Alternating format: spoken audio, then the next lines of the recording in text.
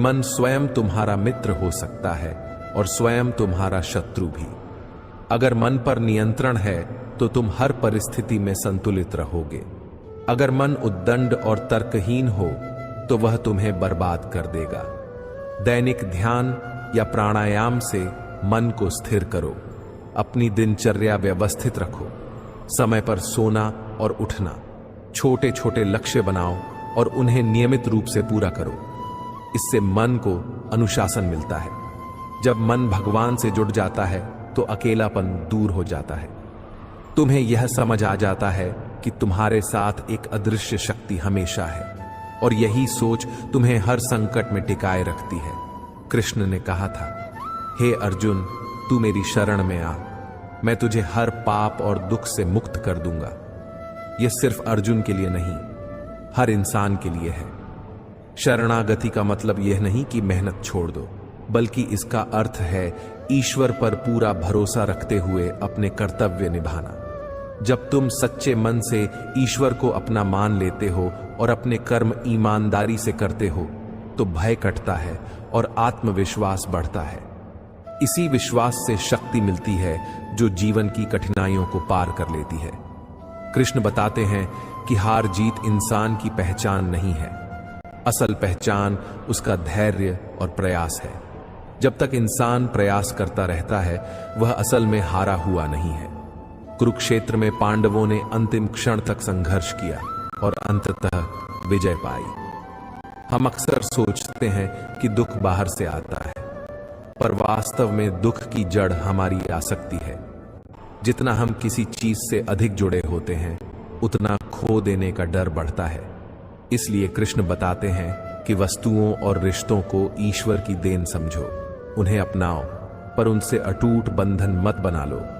जब चीजें छिन जाती हैं तो भी धन्यवाद कहने का भाव रखें। इस दृष्टिकोण से दुख आपका वैसा दर्द नहीं बना पाता जो आपको तोड़ दे। सुख दुख को क्षणिक जानकर आत्मिक संतुलन बनाए रखें। कृष्ण का एक और महत्वपूर्ण विचार यह है कि जो मिला वह प्रभु का प्रसाद है और जो नहीं मिला वह भी प्रभु की कृपा है। इस दृष्टि को अपनाने से शिकायतें समाप्त हो जाती हैं। संतोष वही धन है जो इंसान को अंदर से अमीर बनाता है। संतोष का अर्थ आलस्य नहीं है, इसका अर्थ है अपने वर्तमान से प्यार रखना और उसे बेहतर बनाने की लगन। संतोष वाले मन में शांति होती है जिससे आगे बढ़ने का साहस भी मिलता है। केवल मंदिर में दीपक जलाने या नाम जपा लेने से जीवन बदलता नहीं। कृष्ण ने सिखाया कि कर्म ही सच्ची पूजा है। जब हमारे कर्म पवित्र और निष्काम होते हैं, यानी लाभ के लिए न होकर धर्म के लिए किए जाते हैं, तब वही कर्म ही ईश्वर की वास्तविक आराधना बनते हैं।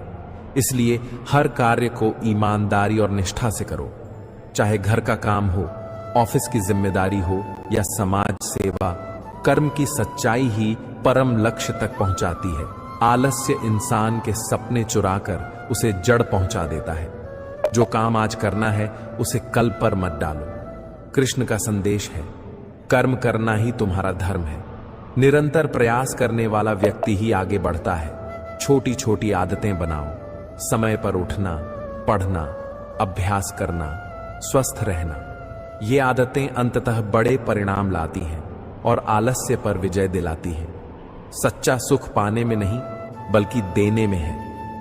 यदि तुम दूसरों को खुशी दोगे तो तुम्हारी आत्मा को शांति मिलेगी। कृष्ण ने अपना जीवन दूसरों की सेवा में लगाया। सुदामा और कृष्ण की कथा इसी भावना का उदाहरण है।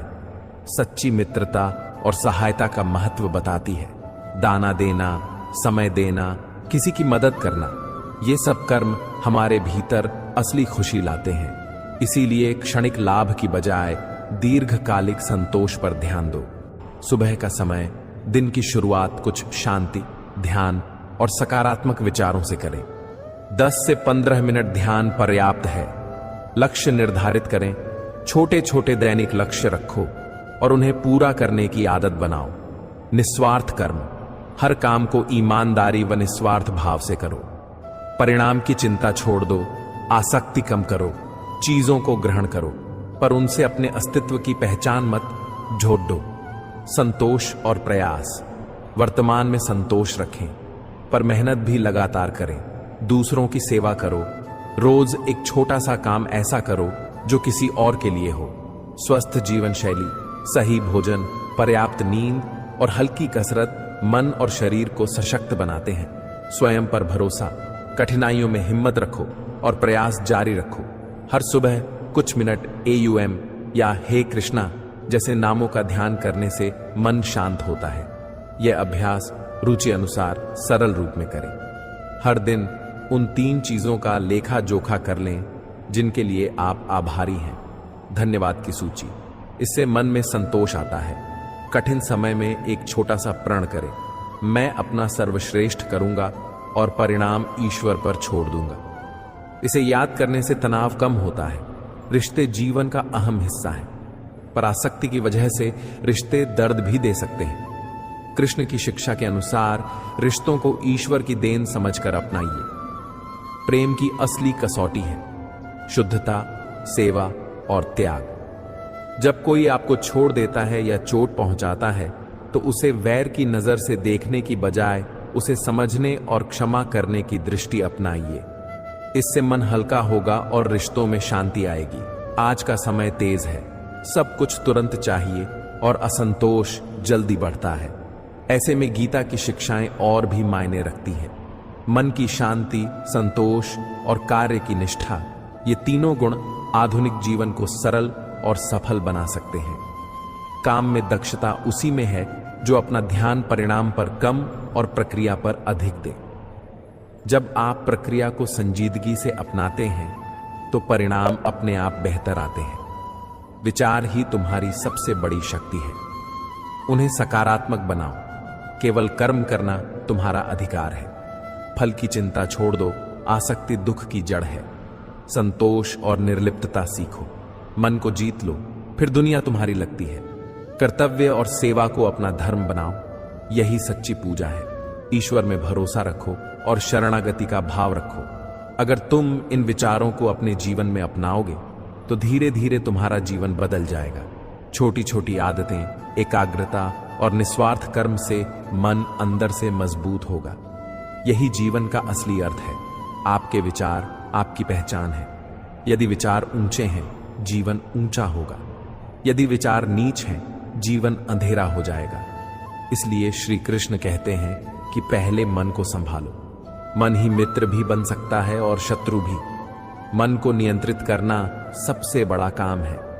जो व्यक्ति अपने मन को संभाल लेता है वह किसी भी परिस्थिति में हारता नहीं। श्री कृष्ण का एक बड़ा गुण धैर्य है। उन्होंने हमेशा शांति और संतुलन से काम लिया। जीवन में संकट आए तो गुस्सा या घबराहट से कुछ हासिल नहीं होता।